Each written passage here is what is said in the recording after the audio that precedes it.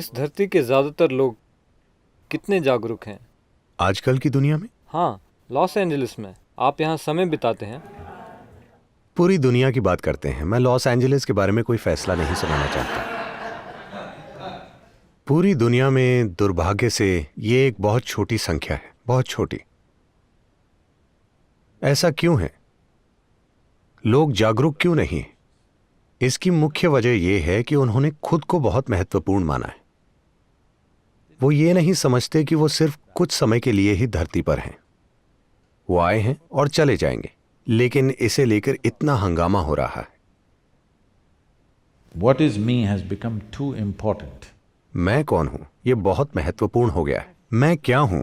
जो मेरा शारीरिक रूप है वही मूल रूप से मैं हूं, है ना?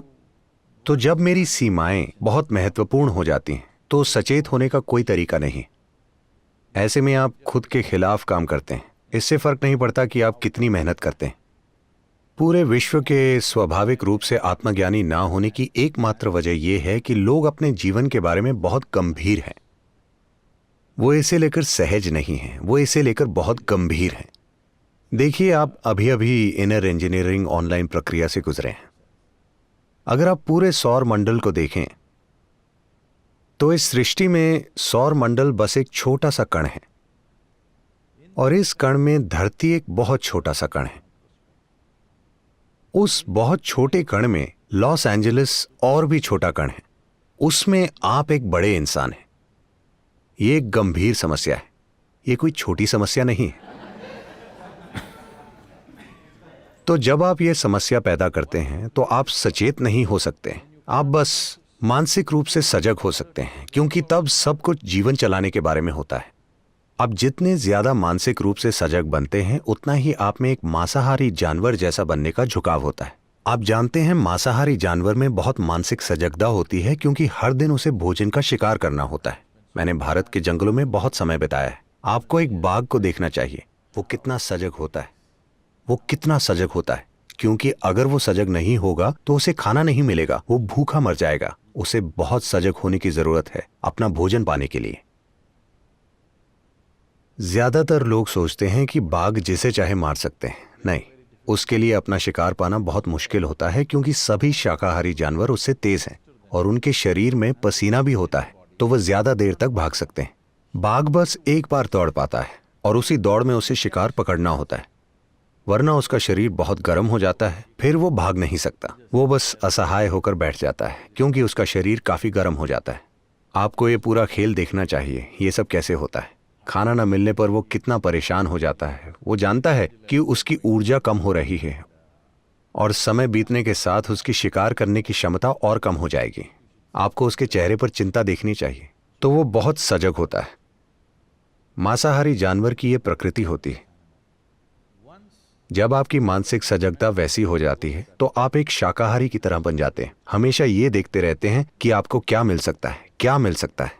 ये जीवन के किसी भी स्तर पर हो सकता है जिसमें लोग शामिल हैं। हर समय वो कुछ ना कुछ पाने की कोशिश कर रहे हैं, क्योंकि मानसिक सजगता से ऐसा ही होता है। मैं ये नहीं कह रहा कि आपको सजग नहीं होना चाहिए, लेकिन अगर आप सचेत और सजग हों तो ये एकदम अलग तरीके से काम करता है। लेकिन अगर आप बस अपनी मानसिक सजगता को बढ़ाते हैं तो आप एक शिकारी जैसे हो जाएंगे। हर समय इंतजार करेंगे, धात लगाकर बैठेंगे।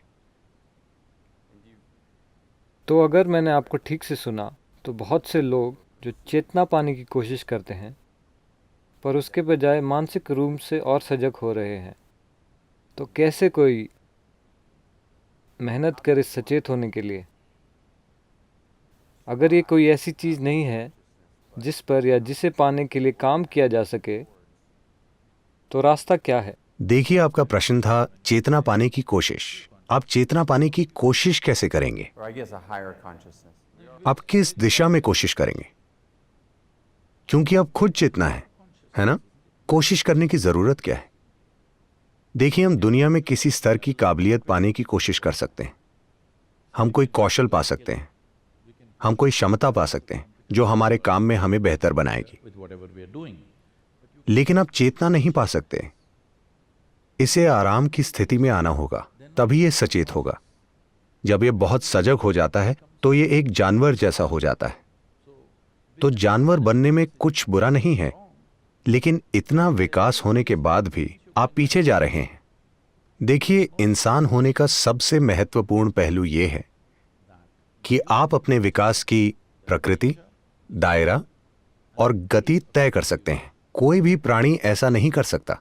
ये इंसान होने का सबसे महत्वपूर्ण पहलू है कि आप वो प्रकृति, दायरा और गति तय कर सकते हैं जिससे आपका अपना विकास होगा, जो कोई अन्य जीव तय नहीं कर सकता। उन्हें प्रकृति आगे ले जाती है जिस भी गति से वो ले जाती है।